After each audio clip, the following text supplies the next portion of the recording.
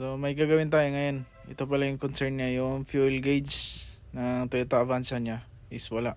So nag-blackout yung yung digital display ng fuel level.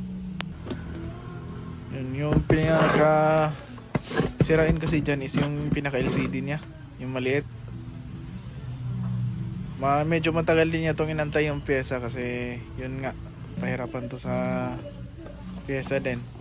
Kailangan bago yung ipapalit natin para medyo tatagal man din siya.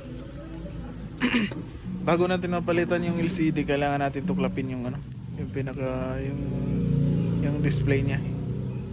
Yung parang chart. Then yung mga needle para ma-access yung LCD natin na papalitan. So sa Avanza yan, sungkit lang yan, tuklap. Matatanggal mo na yan. Medyo mabilis lang gawin yan. Yan, naibalik na natin, napalitan natin ng bago. Then ito na, testing. Ito yung moment of truth.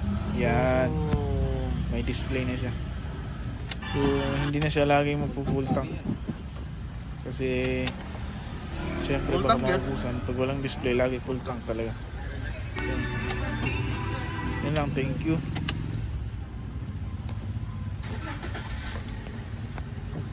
Okay. Meron pang tansya ng gasolina.